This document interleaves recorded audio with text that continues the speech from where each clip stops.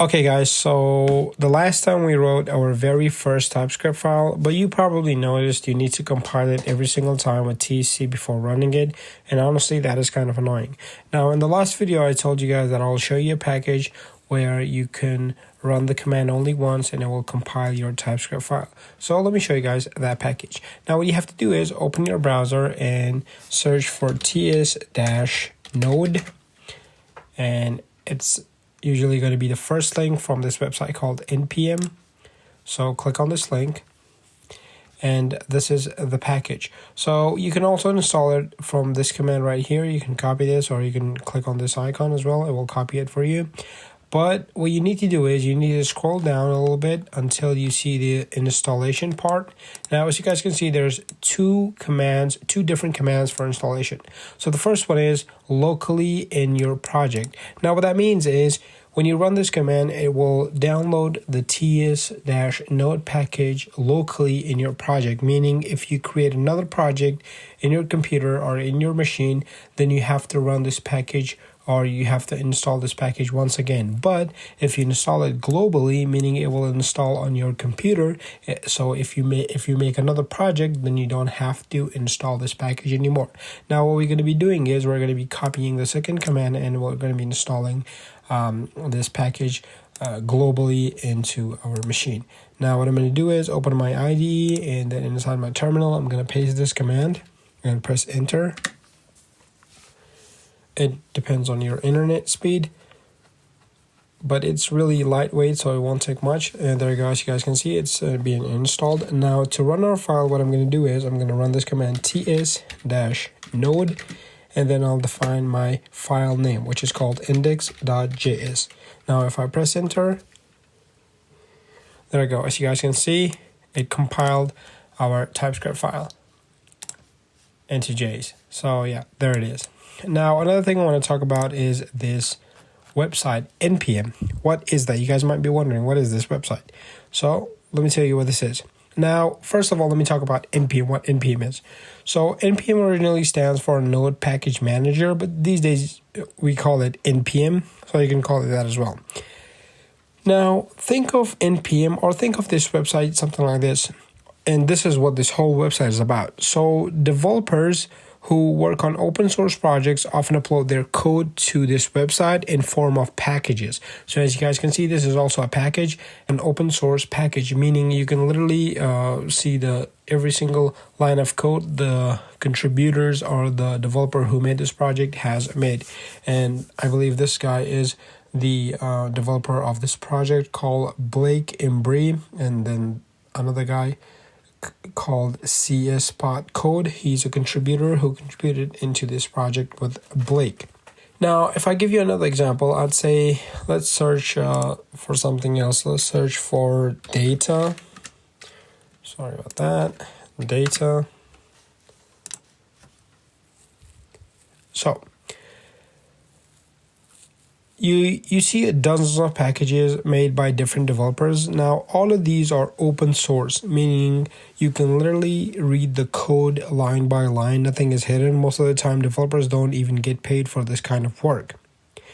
Now, you might be wondering, okay, well, if they don't get paid for it and if coding is so hard, then why do they do it for free? As you guys can see, there's dozens of packages. To be exact, there's like more than 1,000 packages, and they're all open source. So why do these developers do it for free? Let me open a few projects just to talk more about these. Now, the reason why developers do this, upload these packages for free, is because of these three reasons. So the first one is recognition. They want to build credibility and reputation in the dev community, in the industry. And each package has a lot of downloads, as you guys can see. This is the amount of people have downloaded these packages. So obviously, this many downloads do give the developer a good rep in the industry. And another reason is most of them, not all, but most of them leave a donation and funding link, like right down below the package they make. Let me open one of these packages and let's hope one of them have left a link for donation. So yeah, as you guys can see, this one doesn't have any donation links. This doesn't as well. And yeah, there's, so like I said, not all of them, but most of them do leave a donation link. So that's the second reason why they upload these packages for free. And the third and last reason is because some people genuinely love contributing to the dev communities, and they want to make coding easier for everyone. So they do it for that purposes, not for money, not for fame, just because they love coding and they want to help others. That's why they do it. Now, you might be wondering, what are these tabs, these 5 tabs? Because we see them in every single package. So whatever package I open, for an example, let's open this package. As you guys can see, we have these 5 tabs. In every single package, we have these 5 tabs. So what are these? Now, let me talk about these. So the first tab is called the README tab. Let me open the one that we had. Which one was it? It's basically the same on any of these, but yeah, anyway, so the first tab is called the README tab. Now in this tab, the developer writes down the documentation for their package, and they explain how to use this package, how to install this package, and then they also give some examples, just like we saw with our package, the TS Node package. I showed you guys to scroll down, and let me show it to you guys. It's better to show it than talk about it. TS-node. There you go. If you guys scroll down, we are in this README tab. So if you scroll down, you'll see installation part, usage, command line, and then a few examples, configuration files and stuff. So usually in this tab, a developer leaves the documentation of their package. And then the second tab called the code tab. Well, in this tab, you can find the whole source code of this package. And like I said, these packages are open source, meaning nothing is hidden, and you can literally watch the code that they have made. So I don't know why this one's not this one's loading that much. Let me open the other one.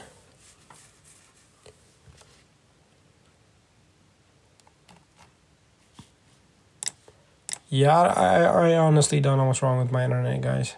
So really sorry about that. But if you go to this tab, you will definitely see the source code of the package you want to install or any other package. So there's that. And then the third tab is called dependencies. Now, dependencies means other packages this one relies on to work. So as you guys can see, this one relies on 13 other packages in order for this package to work. And then we got dependents, meaning how many other packages rely on this package to work. So as you guys can see, 15,055 packages depend on this ts.node package, ts-node package in order to work. And then the last tab is called versions. So it's simply a history of all versions published by the developers and contributors.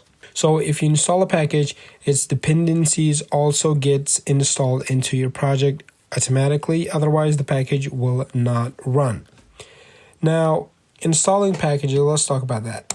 So when you install a package with NPM, here's what happens. The package and its dependencies are stored inside this folder called node modules. And the package you install is recorded in this file called package.json. So other developers know which packages your project needs, and this is the file that if we are working with other developers, this is usually the file we share with other developers. Just like I said, so they know what packages we have installed on this project, and they will simply look at these and they will also install those packages. So as you guys can see, we installed this package called ts-node, and this is the only package that shows inside our package .json file. And like I said, the package we install, it's being stored inside this node underscore modules folder. So this is the package ts-node. And let's go to dependencies, and let me see if any of these were installed. They're obviously definitely installed, but one of them is called source map support, Note 10, Note 12, and stuff like that. So yeah, we got Note 10, Note 12, and yeah, all of these. So like I said, that the third tab, dependencies, means other project this project relies on in order to work. When we installed this package, these dependencies were also installed alongside with it. And then another thing is that all the exact dependency versions are locked in this file called package-log.json file. So the project behaves the same way every single time it installs, meaning that when we define our project file inside the package.json file, we share this with developers so they install these packages, and when they install these packages according to these versions, all of their dependencies and other stuff are being installed, not installed, but like mentioned, I guess, here, so the project can run smoothly. So yeah, this is pretty much everything about the website npm and how npm packages work. Now, to make a package.json file, all you have to do is inside your terminal simply type in npm init. You can type this command, or you can also type npm init -y and press enter, and it will create a package.json file for you. Since I already have one, so it won't create one for me. And there is that. Now let's talk about the main topic, which is variables in TypeScript. So I'll simply remove this whole code. All right, so let's talk about variables in TypeScript. And don't worry, I'm gonna make this super simple, like so simple that even a 5-year-old kid can get it by the end. So you'll know not only what variables are, but also how they actually live inside your computer's memory, because that's very important. Now, what is variables? Think of variables like a box, okay? And I'll give you an analogy as well. So like I said, think of variables like a box where you can store stuff. Just like in your kitchen, you've got rice, sugar, flour, and obviously you don't just dump all of that on the floor, right? You grab a container, label it, and then put this stuff inside. That container is a variable. The label you stuck on it, that's the name of the variable. And the stuff inside the container, well, that's the value. So there is 3 ways or 3 keywords for variables. So the first one's called let, the second one's called const, and the last one is called var. And do not worry, I'll go into details and explain what each one of these is and why do we actually have 3 variables, 3 keyword for variables instead of 1. So let's start with let. So like I said, the container is a variable. So right here, what we made is we have made a container. Now, the second thing we need to do is we need to stick a label into this container. Now, to stick a label, it means we need to give this container a name, right? So I'm gonna call this variable answer. You can call it whatever you want. And then after we have stuck a label on our container, meaning we have given our variable a name, then what we have to do is put stuff inside the container. Now, to put stuff inside the container, what you have to do is you have to assign a value to it. So I'm simply going to use the equals symbol, and I'll simply say like store, I don't know, this name called Steve. Whoops. Steve. Now, Steve is stored inside this container called answer. Okay, now just like this, we have made a container, we have labeled it, and then we have stored our value inside it as well. Now, here's the cool part. Sometimes you put those containers into bigger spaces, like a cupboard or a drawer. That's kind of like scope in programming. A variable can live inside a certain space, and if you close that cupboard or the scope, only the things inside it can stay there. They don't magically appear all over your house. So in TypeScript, we use let, just like I've used here. So we use let const or var to create these boxes, just like I showed you guys. So I say we have lit, we have var, and then we also have another keyword for variables, which is called const. And with these keywords, we can make containers. And I'll give you guys another example here. So let's make a container called, when I say container, I'm definitely talking about variables, but I'm just simply saying container so you guys can understand the analogy and it's easier for you guys to understand. Let's put a label on this container and call it fruit. And now what we have to do is we have to put stuff inside this container called fruit, and I'll put apples inside it. Now I'm going to use the other keyword for making variables, which I said was called const, and I'll simply give this container, remember const is also a container, we'll label this and call it price. Now I'll assign a value to this container, aka this variable, and I'll simply assign a value of 10, meaning we got 10 apples. Now here, fruit is the name of the box, and inside it we have stored the word apple, okay? The word apple. Now, the price box has the number 10 in it, and here's the trick. Once you understand variables, you realize programming is basically just moving information around in different boxes. That's it. Fancy apps, websites, games, of the core, it's just variables holding stuff and us telling the computer what to do with them. Now, you might be wondering, since everything takes space, meaning memory, in computers, where are variables actually stored? So, let me give you guys another analogy on this. So we know variables are like boxes where we store stuff, but where are these boxes actually kept? Now, these boxes, they're stored in something called a RAM, a random access memory. I'm pretty sure you guys know what a RAM is. I'll still search it for those of you guys who don't know, but I'm pretty sure since you guys are watching this tutorial, you do know what a RAM is. It's not a car, by the way. It's this RAM computer. There you go. So this is what we call a RAM, a random access memory. Your computer has this, your laptop has this, and every other device, even your phone has it. It's used to store information and stuff like that. Now, think of RAM like a giant warehouse with shelves. Every time you create a variable, the computer takes a little box, puts it on a shelf inside the warehouse, and sticks a label on it with the variable's name. So this is what we did right here.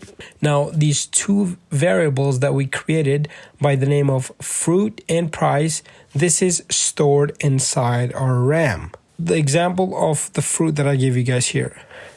Now, the RAM has a box with the label fruit, and inside that box is the word apple stored.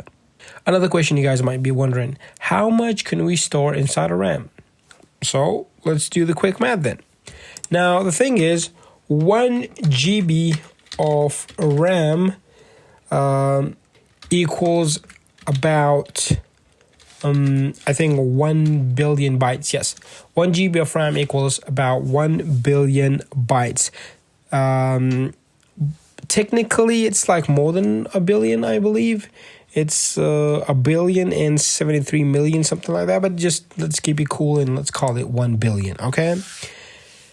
So if your laptop or if your phone has, let's say, 6 GBs of RAM, then that's around like 6 billion bytes of space. Now, different values take different amounts of space, meaning a number, let me write this down, a number in JavaScript or TypeScript, usually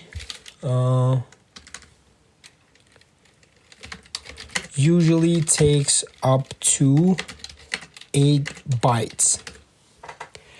And then a single character like A takes 2 bytes.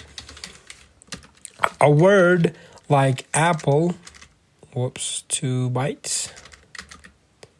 Wow. 2 bytes. Okay. Weird. Anyways, a word like apple, it takes 5 times 2, 10. It takes 10 bytes. So if your RAM is 6 GBs, it means it has 6 billion bytes, or it can save about 6 billion bytes of data. You could technically fit about 750 million numbers, and are about like 600 million words like apple in your RAM. Now, of course, in real life, your operating system, apps, browser, and background processes are already using up a ton of that space. But this math gives you an idea of just how many variables your computer can juggle. Okay? Now, another question is, what if you use the same name twice, aka overriding? Now, here's a fun one. What happens if you try to create 2 boxes with the same label? So what I'm going to do is, since I've made a box here called fruit and I've given it a value of apple, I'll simply copy this and paste it again, but give it a different value. Let's call it mango. Okay. So what we did here was we made 2 containers, aka 2 variables, and assigned a label called fruit on this container, and then put these values inside this container. Now, your warehouse manager, aka the computer, is like, bro, you can't have 2 boxes with the exact same label. Because how am I supposed to know which one to pick when you ask for fruit? And honestly, it makes sense. Now, if we hover over these labels, as you guys can see, it says cannot redeclare a blocked scope variable fruit. And if I hover on the other one, it will give us the same error. So basically, like I said, your computer is saying that how am I supposed to know which one to pick when you ask for fruit? Now, in modern TypeScript and JavaScript, if you use lit or const, it'll actually yell at you and throw an error. So as you guys can see, we have used lit here. Now, let me do the same thing with const. So I'll copy this and I'll paste it here again. And as you guys can see, it gives us the same error. But if you use var, which is the old school way, it won't complain. It just overrides the box with the new value. So your apple is gone and now replaced with mango. Now instead of lit, let's use var. So I'll make it var here and I'll do the same thing here again. Now, as you guys can see, let me delete this. As you guys can see, the error message is gone now. And if I console log this, let's console log fruit, it should give us mango.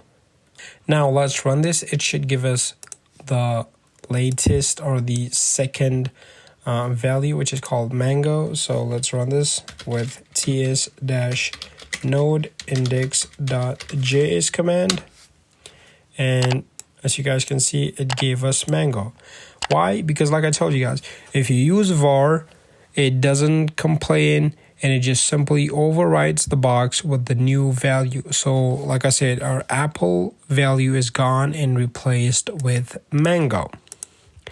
And that is another reason why developers prefer lit and const, because they protect you from accidentally stomping over your own variables. So most developers use lit and const. Okay, because like I said, it helps you from stomping accidentally over your variables. Now let me remove the duplicate ones. There we go.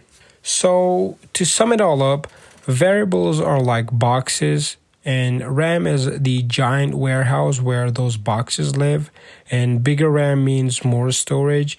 And if we give same name twice to a variable, either it will give us an error with lit in const, or if we use var, then it will override it for us. And this is what's happening behind the scenes every time you write a simple line of code. Now, whenever we make variables in TypeScript, we also have to define a type to it, because the thing we did here was we just defined it in a raw way, meaning we didn't give it any type. But if you define this in TypeScript, the standard way is to always give it a type. So as you guys can see, we have a string here. So the type of my fruit variable is gonna be a string. And same thing, as you guys can see, it's a number here. So the type of my variable called price, it's gonna be a number. And we also have another type. Let me use var here. And we also have another type. I'll simply call my variable is available. Yeah, I can call it that. We have this type called Boolean. And it simply takes true or false values. So what we did here was we defined three variables, three ways of defining variables. And I said in TypeScript, whenever you're defining variables, you also have to define the type of it, because that's the standard way. And this actually prevents us from bugs and runtime errors and all that stuff. All right, so that's a wrap for today. We learned how to use TypeScript with Node. We talked about NPM and why it's super important. And we also broke down variables, the foundation of every single program you will ever write.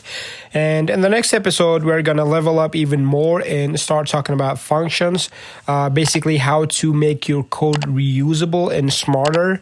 So stick around for that. And if this video helped you guys, make sure to drop a like, subscribe, and turn on the bell so you don't miss the next one. And if you've got any questions, hit me up in the comments. I'll be checking and replying to those. And yeah, that's it. Thanks for watching.